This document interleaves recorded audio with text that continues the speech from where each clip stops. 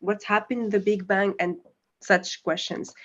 That's something that is quite far away from what we have. So and since in Tunisia we didn't have space industry, it was quite impossible for me to go through it. But what I try to do, me and other colleagues as well, we try to understand how we can access it. So the curiosity and the passion we had to that field has driven us to understand, to create that path towards the space field. So you know that space industry is not only astrophysicists, it's also the space engineers, the engineers basically that are electronic engineers, mechanical engineers, and all sorts of engineering. So what I try to do is I basically to go through engineering in order to have to create this kind of spacecrafts and satellites in order to understand and answer to these big questions of the universe. So what has driven me, just to shortly to answer your question, is basically curiosity. So how we can really understand, how we can have all answers about this universe. Wow, that's awesome. And also, like, for all the viewers, can you tell us that how, like, what helped you to enter the space sector, and there have been something which could have made it easier for you? True. So mainly the essence of every kind of career, the success of any kind of career is the passion. When you love a certain job you wanted to do, you put it as a target. It's not only a dream, it's a target you put. So you try to reach it in the most realistic and most good way for you, something that you can make. So the path is that I started building it little by little from Tunisia. So I started just simply by electronics, instrumentations. So I had the idea to start to have a big overview about the system, how a system can be built, what are the every single unit existing in any kind of system. What are the difference between a space system and a normal industrial system existing on Earth? What makes it special? What makes it a little bit more complicated than the others?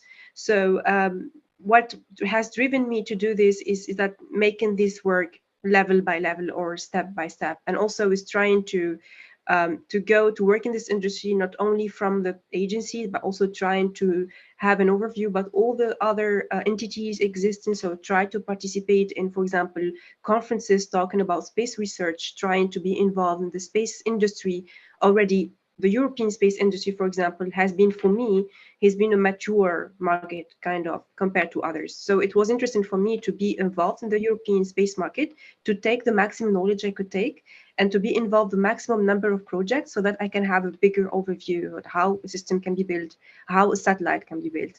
And of course, we will not be able to make it all of it, overall, the satellite, since it's, you know, I just like 7 years of experience, not that much, but it's like you try to understand like the core of a satellite. For me, the mass memory board and the onboard computer, for me, is the most important one, because it's you're able to manage all kind of commands, and you can just if you're able to traffic it already and to send the proper command to make it automated, make it more like speedy, fast and efficient, so you're able already to make 50% of the mission successful.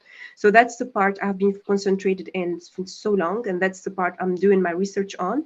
So the difficulties and the problems are basically a part of it is a technicality, which means the space sector is already a very complicated domain. So it needs you need to be very careful with every bit that you involve, every single information you try to communicate. So it's also it has so many constraints regarding time frames, regarding the resources you have. So yeah, so you try at least to make it as short, as quick, as efficient as possible. And of course, the second thing again, so it's like it's a domain dominated by males. So you try to tell them like, hey, I'm existing here, I can support you. So that's something that true that maybe I didn't have lots of issues, because in where I am now, so they try to see more the outcome of your work. They don't check a lot your gender plus now, thankfully. So there is lots of programs that would like to involve more women. So the philosophy is inversed right now. So we try to have involved ladies. We try to hear from them a bit more, and that's the purpose of my mentorship program. That's why I try to mentor as maximum as of women as possible, to just um, to make them more mature in terms of space specialists or space experts. That's great. That's great. We have a question. Can you please talk more about your current missions and mission you worked on and what has been your learning? Yeah, so there are so many right now. So my research or my PhD is mainly working on the autonomous systems for the Luna mission, the Artemis. I think you all heard about it. Yeah. So it's a mission that all the agencies are involved in mostly, let's say, and we try to make the return to the moon. So of course it's going to be in phases. So I'm not going to be involved in all these phases, just a small part of it. And the idea is basically to prepare a 100% autonomous system, 100% reliable system in terms of materials, in terms of operations. So we try to have this kind of 100 perfect system that can really handle a mission, a long-term mission on the moon. And of course, it will be used for Mars as well, because you know that moon is the first step towards a space exploration in the solar system and the whole world later. So once we make the very good successful missions on the moon, we can do further and go beyond Mars and so on. So that's one, that's because it's my research. There is other ones that I'm involved in as well. So, you know, when you work on private sector, they don't just put you on one project, they try to put you on several ones. If it's one unit, the same unit. So it's, I've been involved in some Copernicus satellites. So it's Earth observation satellites. We try to work either on mass memory board or some instruments just in order to have for example, for disaster management or for trafficking of try to communicate data about the climate change, for example, this kind of information we need on daily basis. There are other ones that have been involved in few years ago, but it's like my part is over, but now they are doing, I think, the testing side of the satellite. So it's a project that is going to go to a satellite that is going to go to Jupiter icy moon satellite. So it's JUICE from ESA, so European Space Agency. It's gonna be among the satellites going to check the moons of Jupiter. And this is a very, very exciting project. Indeed, yeah. So like, what are the challenges you face day to day? And do you ever feel like that your gender is coming between you and the opportunities there? Okay, so to be honest, from my personal experience, I didn't have lots of issues. I've always found that my only focus was on my work, on my outcome. So I try to do as much as I can in my. I try to push myself even more than 100% as if I can. So true that I didn't have always a good results as I wanted. It needs to be perfection. It needs to be better by time, but. All my outcomes or all my work, it has never, in my opinion, it has never been evaluated based on my gender. So I had exactly the opportunities and the projects and the positions I deserve, if I may use the word, based on the outcome of my work. But yes, in general, not like maybe 5 to 10 years ago, women didn't have the same opportunities as men. And the gender has been, unfortunately, a big issue for them to be involved in big projects and to be seen, let's say. They have been hidden. They have been making lots of things behind the scenes, but they have never been seen as a figure of the mission. But now I think everybody noticed that there is more female astronauts, more females working on big projects and managing projects. Yeah. Yeah, that's really nice. But so like, do you think there are some reasons which might be holding back women from entering, since not a lot of women are there in the space sector? Okay, the main reason, mainly, okay, we talk now about 10 to 15 years ago. We don't talk about our current situation. So before, engineering in general was mostly for guys, for males. And women were not really interested in this domain. So we had kind of a social, let's say, dilemma, social idea that women should be doing more soft jobs or not working at all. So this has been a mentality of social mentality that has been for decades. So it has been quite hard and difficult to change it over time. So, but now things are changing, and now we have more women in the engineering. So when you see universities and schools, when you see now in jobs, there is more women, even over 50% of women working on this domain. Yeah, so in my opinion, the situation is going to change by time. So maybe 10 years to 5 to 10 years, we will have equal numbers. I hope so.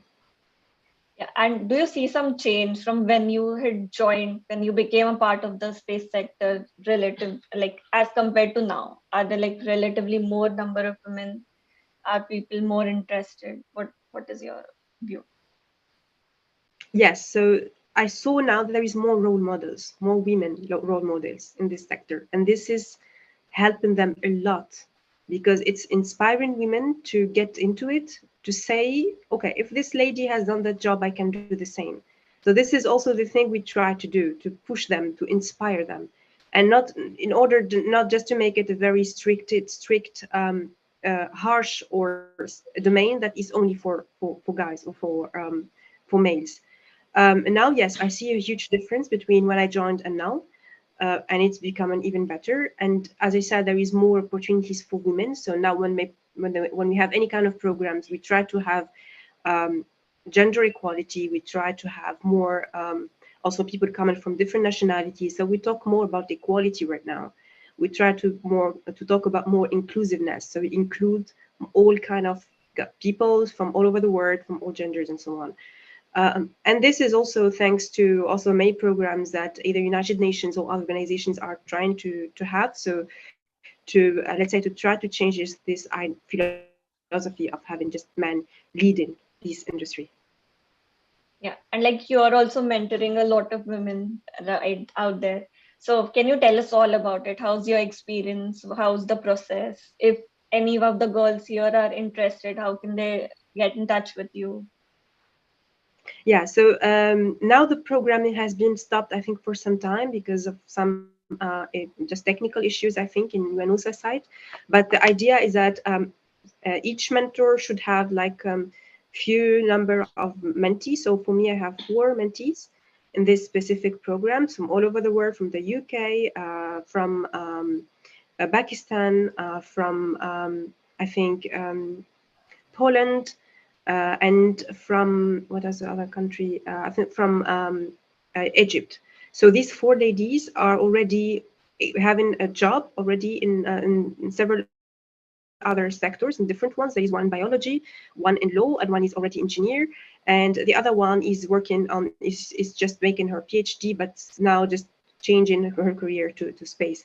So it has been really interesting because the goals is the target is the same, but the paths of the way that are taken it are really diverse, are very, this is the idea, is that to have more jobs related to space. We don't have only one specific job for astrophysicists, for example. And that's the most interesting part. And I've been also doing other mentorship programs related to Space Generation Advisory Council, also on my own side, like privately, to have more women in my country, Tunisia, that are trying to be involved in space. So I'm gonna also work a bit more and more like a more particular program for mentorship for ladies in the coming months. So yes, it's very exciting project for me because it's you are building up a community of women that will be building the next generation of the spaceships.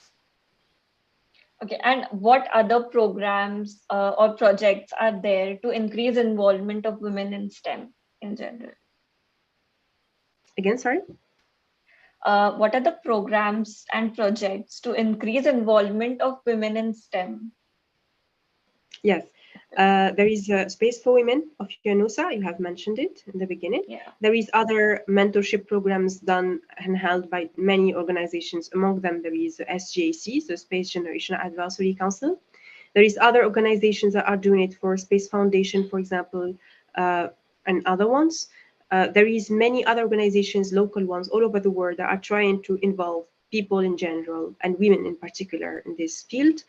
So this idea is that basically universities cannot push people to work to have a certain Mhm. career path, but organizations can do that. Like big agencies can have a specific program to do that. So I now UNOSA, now ESA, European Space Agency, is having many programs to involve more youth, more people, young people involved on it, to have more women involved on it. So there is these kind of new programs for ladies, for women. There is new events, like there is the WIA program, that is women in aerospace in all over the world.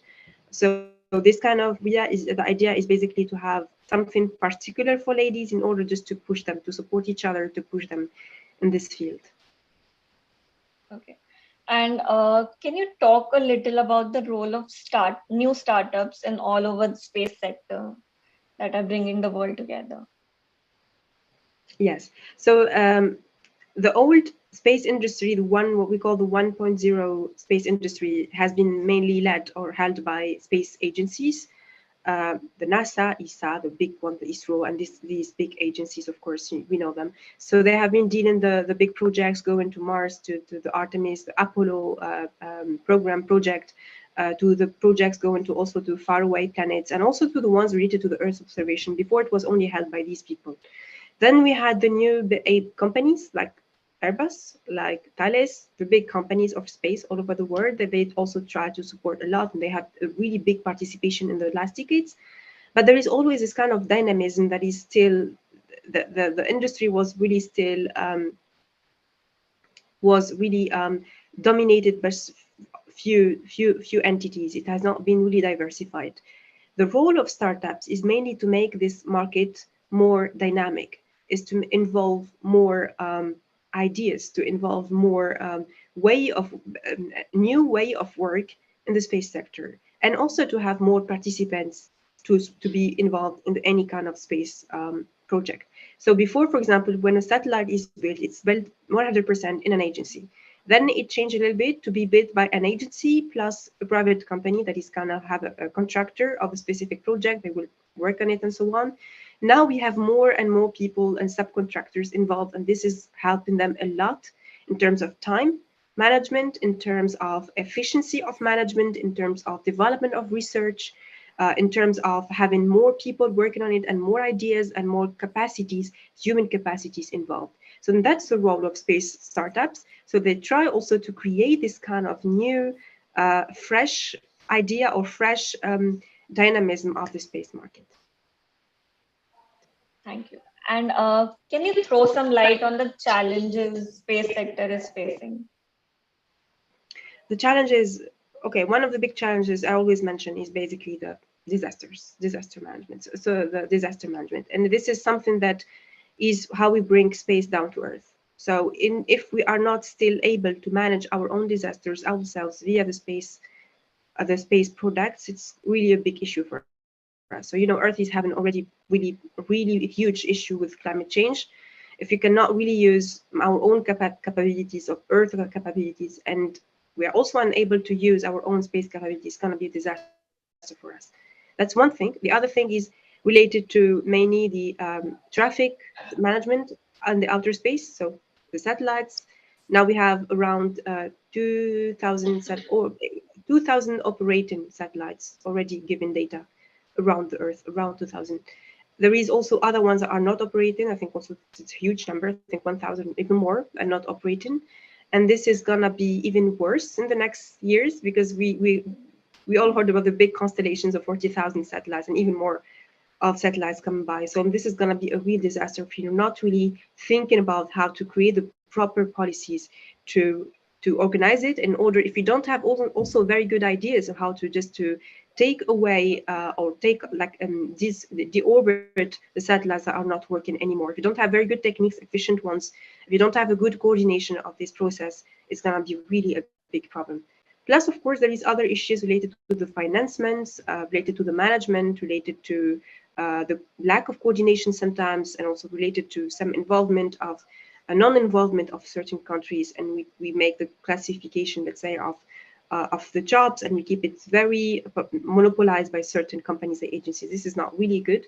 So we try now to, we should really try to involve more people and more entities regarding this field. And I think one more major issue is about the space debris. So if you could share your views about it. Yes, this is for me, this is the most dangerous thing we have. So the space debris, there is many companies that started to deal with it. So we don't still have enough techniques because we didn't practice yet. So in paper, we have lots of ideas, we have lots of research already on that concern, but making that real and making this also let's say, via clear existing policies and coordinated either with by the UNOSA, because they are doing via the UN COPUOS meetings, the Committee of Pieces and Uses of Outer Space. They try to always put the focus on this point of having more better management, traffic management of satellites. But this is, it's still we are still far away from being able to manage this right now. We need to have a very good legal infrastructure and management infrastructure, and this kind of governance, global governance, and some kind of separate independent organizations that will have the role of, let's say, making the order in the satellites or in the traffic in general. Okay. So we've talked about the challenges, but what are some of the developments in the space that will change space like never before? So space, there are two things we need to understand from space. So the purpose of using space is not always like we have seen lately, the James Webb images, the great ones of just checking the beauty of the universe, the Big Bang. And this is amazing for us. It's already something huge that space is bringing for us, for our lives. Going to Mars and going to the moon is also great, because we can, we can just answer to many questions we have regarding the creation of the universe, regarding the creation of Earth. And it's very important for us, even people deny it sometimes. But it's also a very good idea, people that forget, is that we can have resources from these planets. We can have so many advantages to bring to Earth from these other faraway planets. But the thing is that space is also very useful for us, for our daily life. So again, as I said, we call bring space down to Earth. So bringing space down to Earth is that we can try to use these sensors, these instruments, these satellites, in order just to use it for Earth observation, to use it for telecommunication, the daily telecommunication that we use daily without really noticing. All the uses of our mobile phones, computers, everything is working via satellites. So now space has made our life easier, has made the comfort zone 100%. We had never this kind of comfort before. And that's thanks to the space products. So space products is already something that is useful, that we are using it every day, like food, like water. So we have it every day. Plus, what we have also, what space is bringing, is that we can try to find out resources. Like for Africa, for example, we use satellites a lot for to check also the mines. You know, in Ghana, for example, we have the satellites to check the gold mines and so on, to have a very good way of protection of security of these mines.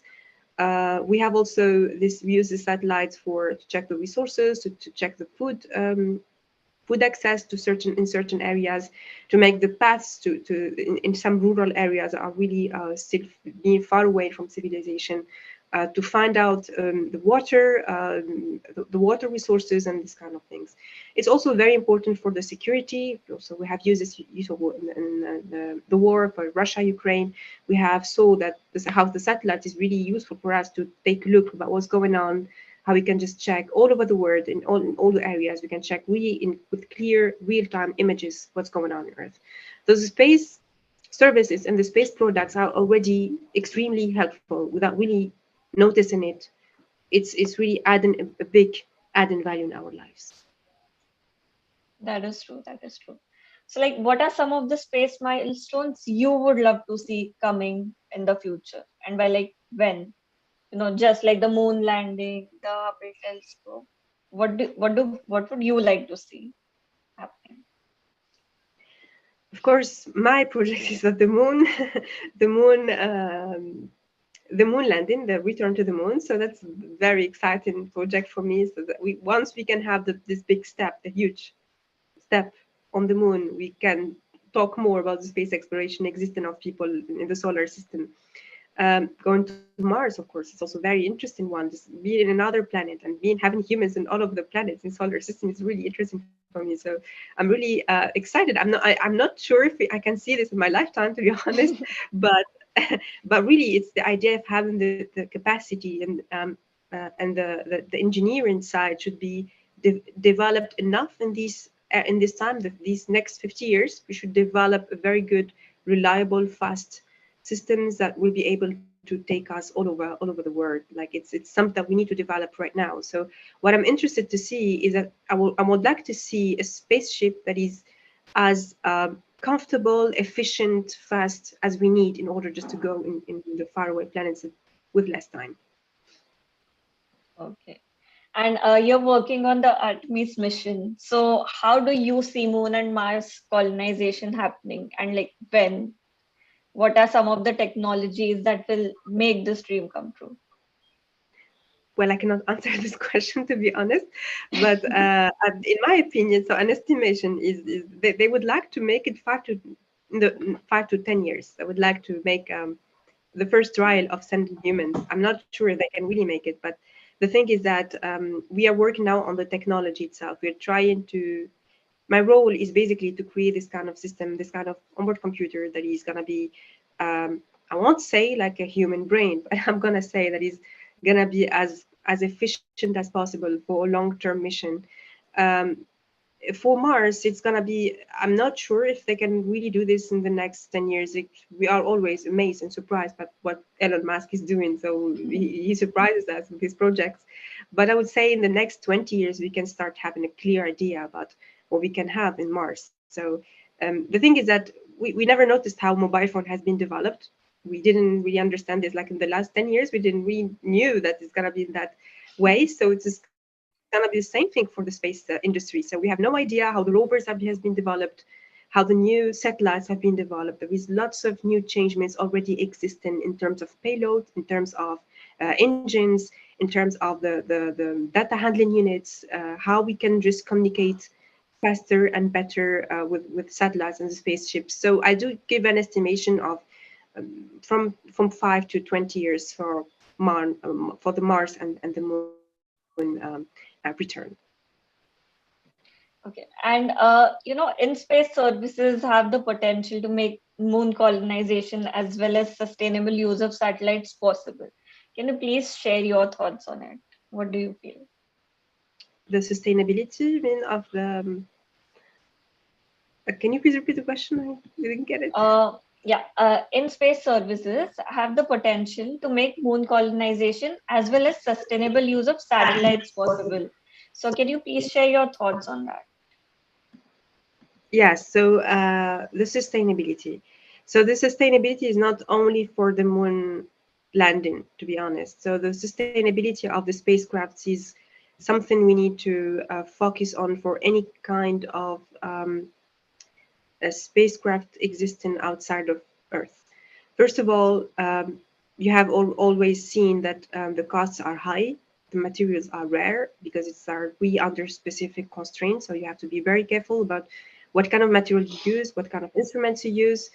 Once you have any kind of spaceships outside of Earth, it's going to be a challenge to either to bring it down to Earth or to make it deorbiting. So it's also more interesting to have a more sustainable unit or more sustainable system that we can use again, if it's possible, of course. So that now we talk more about more reliable and more reusable systems and more sustainable systems. So that's one thing.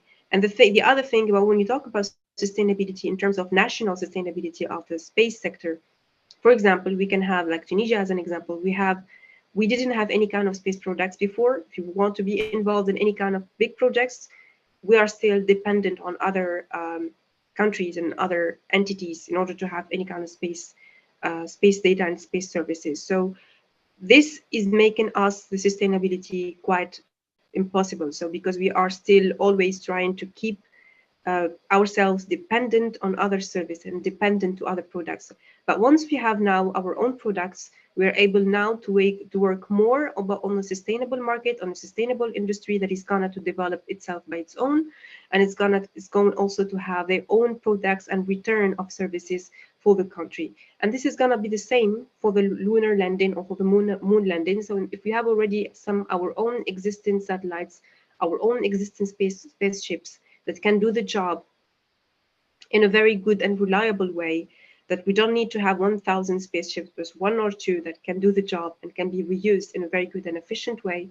And also if you have also all the entities that have a very good sustainable market that is going to be involved and everybody participating, that is going to be the purpose actually. But we are still not actually quite mature on that concern. We need really to work on it a little bit more. So on the daily basis, on the more, let's say, existing missions we have.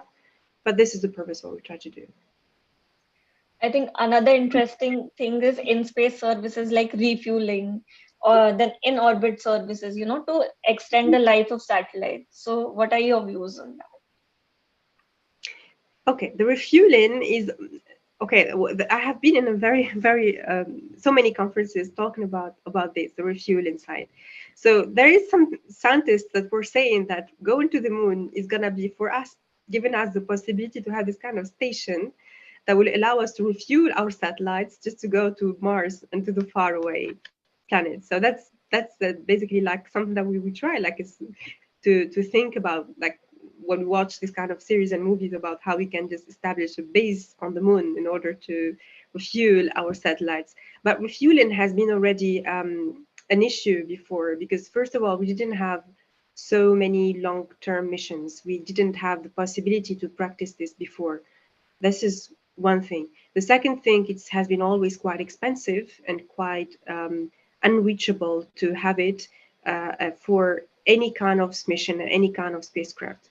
So we need to invest on this, and we need to develop it a little bit more, and we need to have it on real existing missions. I don't know if there is participation on the Artemis projects that you do, but or if it's already something that you try to do on for any kind of other mission.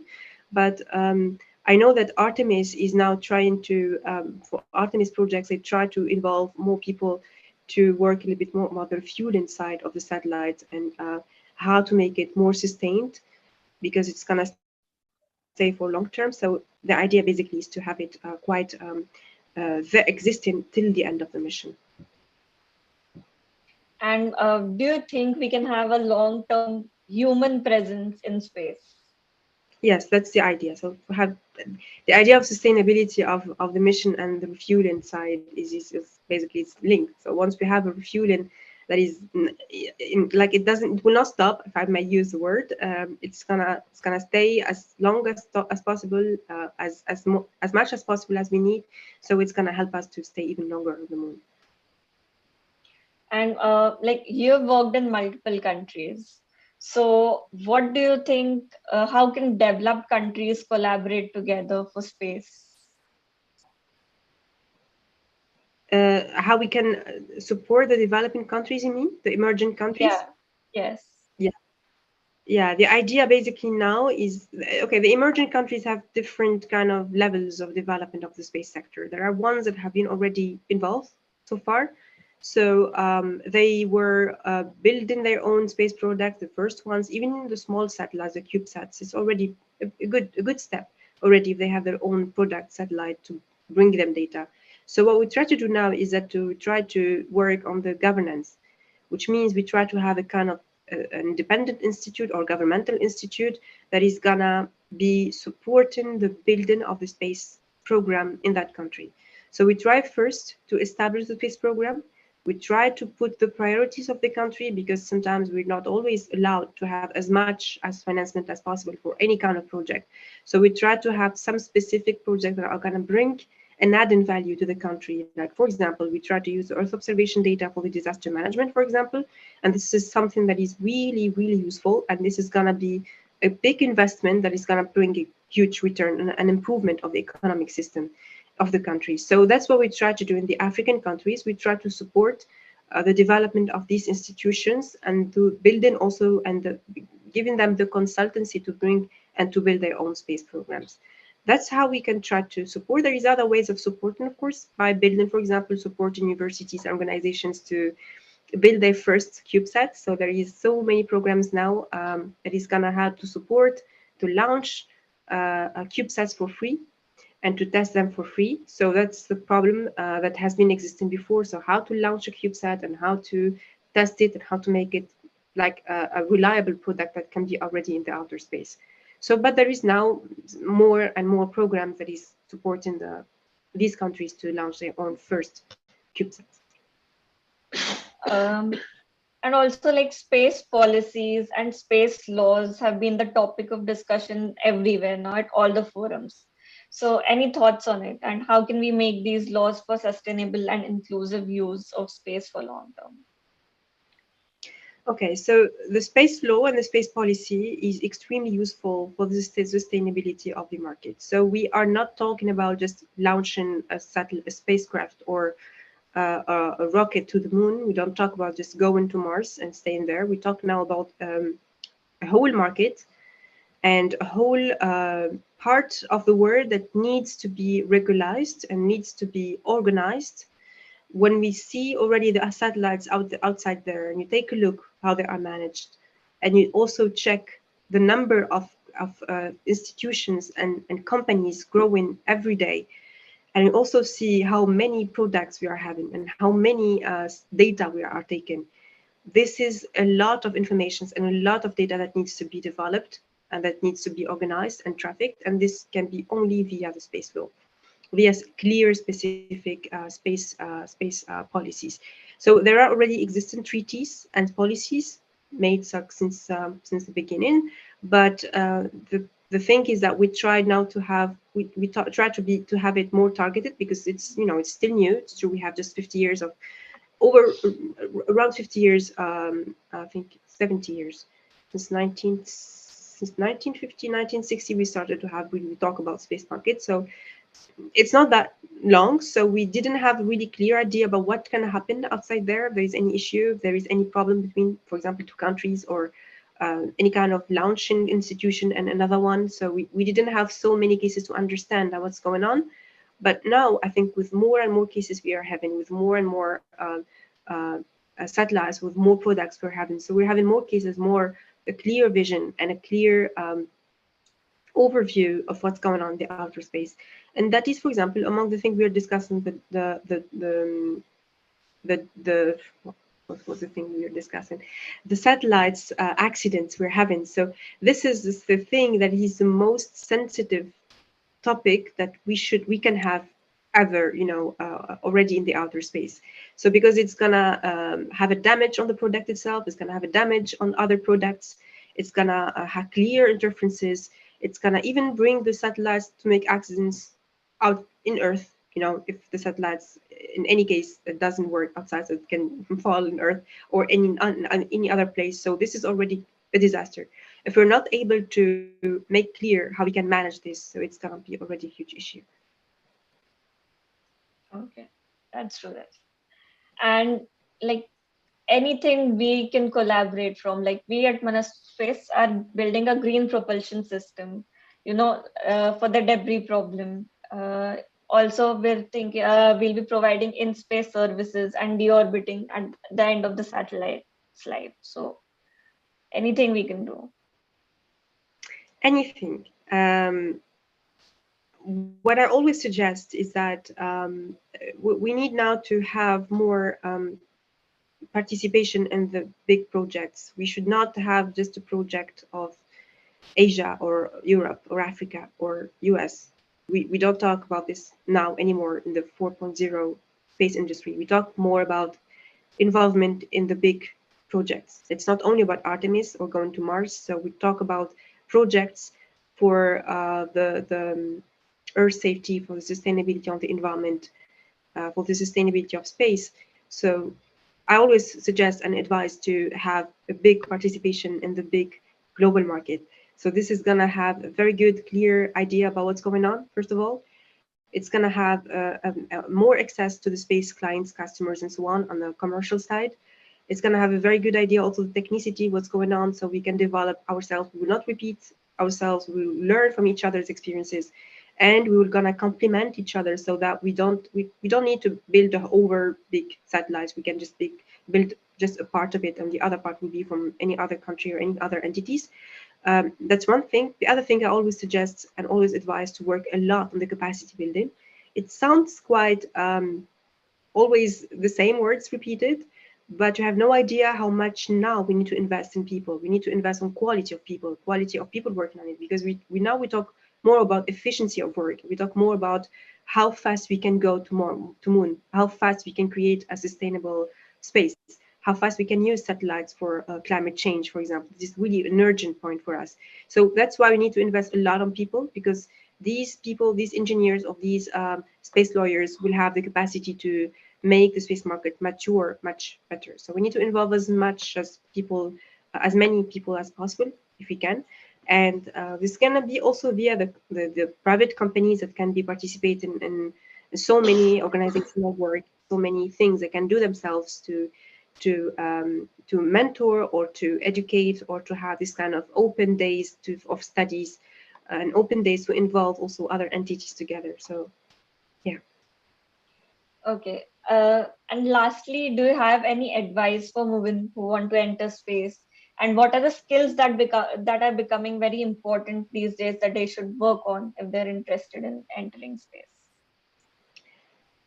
First of all, space, you need to love space, because sometimes it's not really simple to keep working on it, because space is a very complex and complicated system. It needs lots of concentration, lots of work, lots of number of hours of work.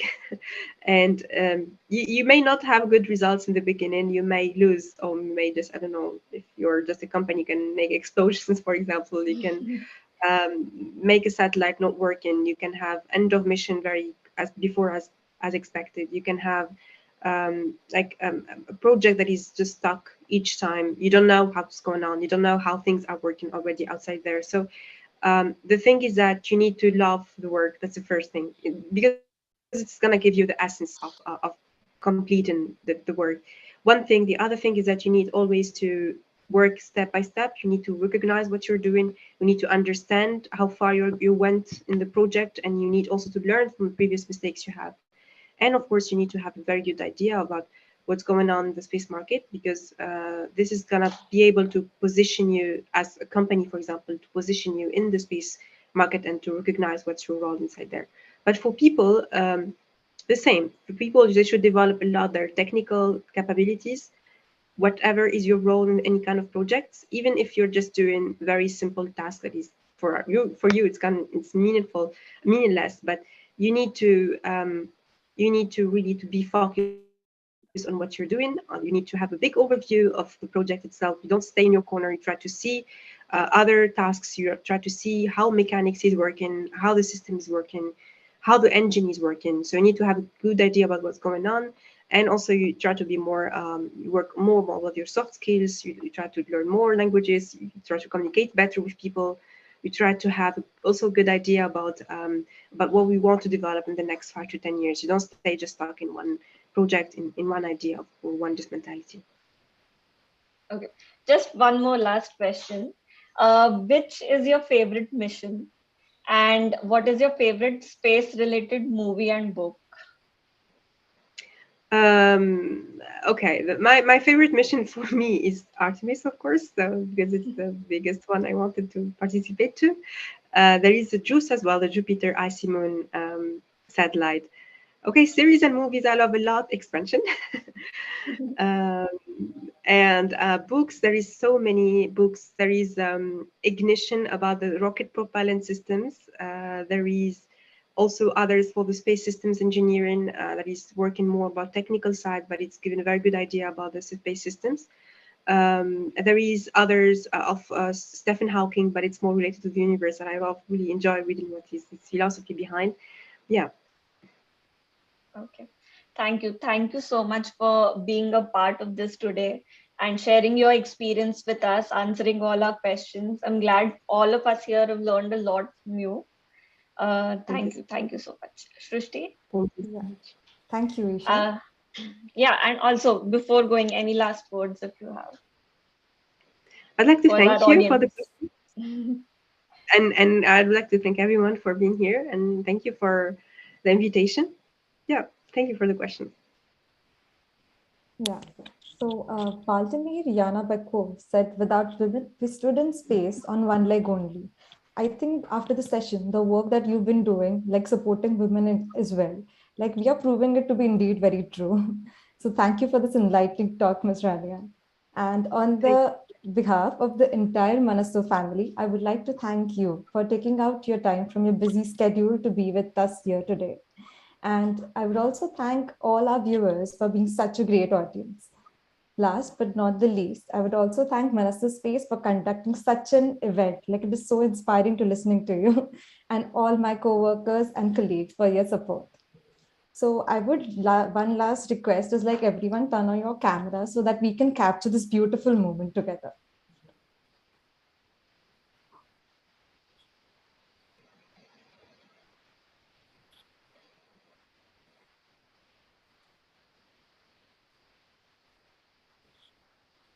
Okay. So we are also there on all the social media platforms. So I would request everyone to follow us on LinkedIn, Twitter, as well as Instagram. And the links will be posted in the chat box itself. It was really nice having you here. Thank you so much and have a really great weekend ahead. Thank you so much for the invitation. Thank you for your questions. Thank you. Thank you so much. Thank you.